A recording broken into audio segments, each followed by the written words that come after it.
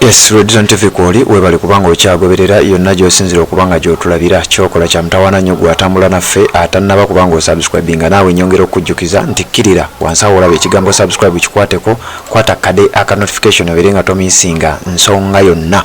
Olunaku olwaleero ng'ennaku z'omwezi 13 mwezi gwa mukaaga omwaka 2024 Matiya Kasaija ngono ye minister avunanyizibwa ku nsonga ez'ebyensimbi, Minister of Finance, olunaku olwaleero abizeemu oba mujjukira aka video akatambula ennyo Uganda's economy is going somewhere, mujjukira akantu ke yakola. Kakati olunaku olwaleero alina ebigambo byayogedde ng'ategeeza nti eggwanga lya Uganda ku lukalu lwa Africa wetwogerera lyerisinga okubeera ne economy ey'amaanyi era ekulira ku speed eya waggulu. Wuliriza nzije mbere nga nkwongerayo ngenda kukulaga bintu ki bye basinze okubanga balocatingira oba ebimu ku ebyo bye balocatingidde sente gwali ku mukuto gwa Redison TV. Njagala obeere ng'obitegeera yonna gy'oli gy'osinzira okubanga gy'otulabira kyokola kya mutawaana nnyo.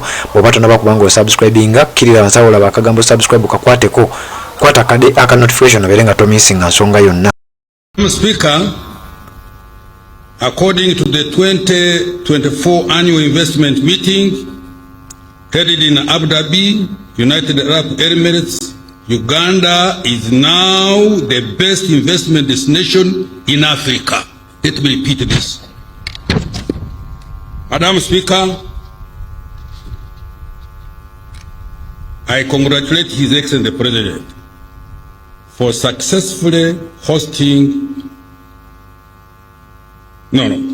According to the 2022-24 annual investment meeting held in Abu Dhabi, United Arab Emirates, Uganda is now the best investment destination in Africa.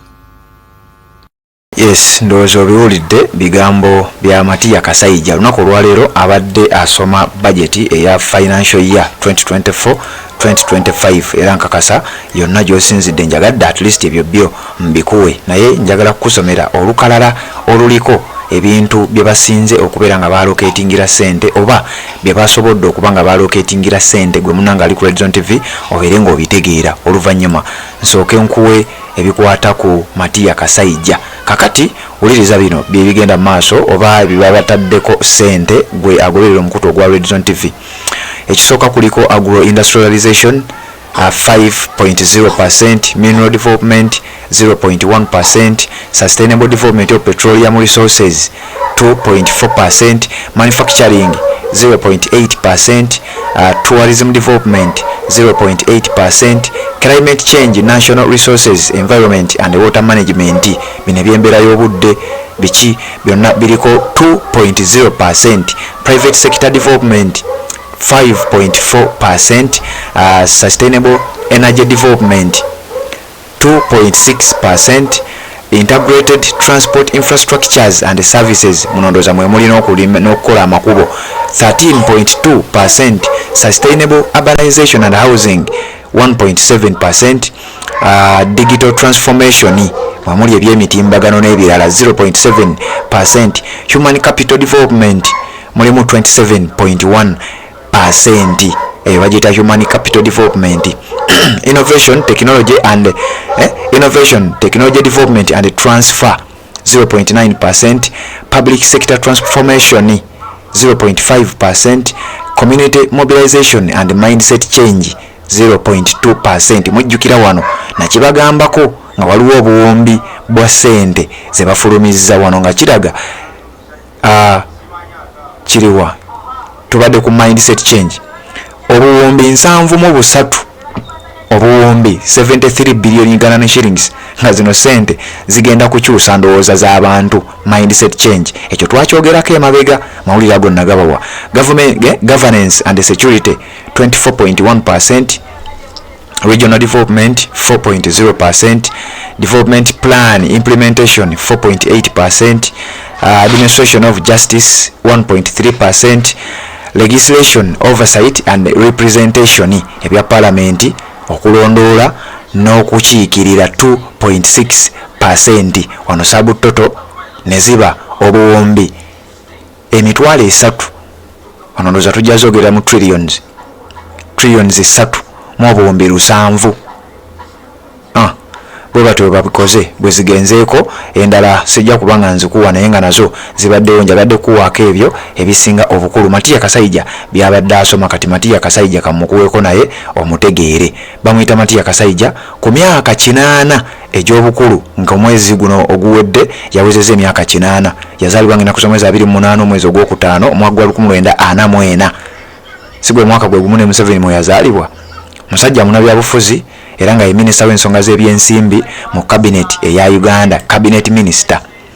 Yalondebwa mu kifo kino ng'ennaku z'omwezi lumu omwezi ogwokusatu omwaka gwa 2015 agenda kuweza myaka 10 ng'aweereza nga minisita ow'ebyensimbi. Yaddira Maria Kiwanuka ye yali minisita w'ebyensimbi, ono Matiya Kasaija n'amuddiramu kati we twogerera nga Maria Kiwanuka oyo yafuuka senior presidential advisor ku nsonga z'ebyensimbi okuva ng'ennaku z'omwezi 27 ogwokutaano 2011 paka nga 28 ogwokubiri 2015. ono Matiya Kasaija yaliko state minister era mu ministry eno yennyini eya finance wabula nga yaliwa planning.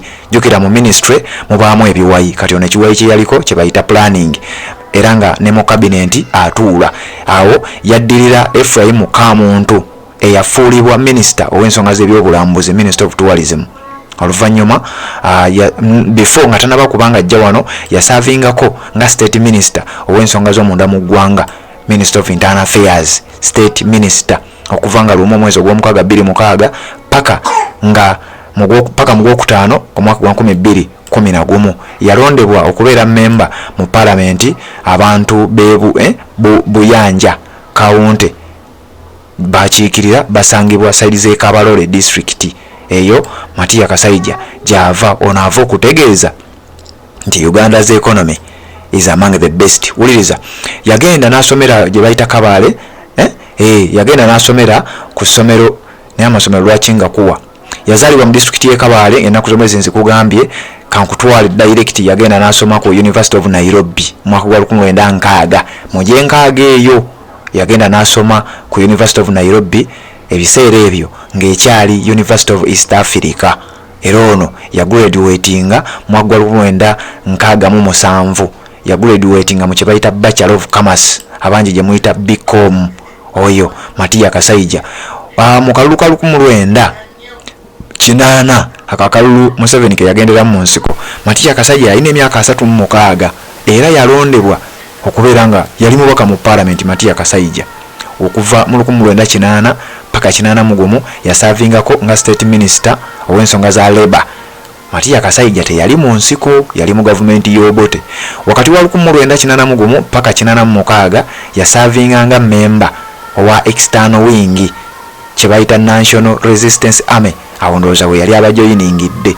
Wakati wa 1987 ne 1990 yasavinga nga executive director owa kye bayita the Departed Asians Property Custodian Board.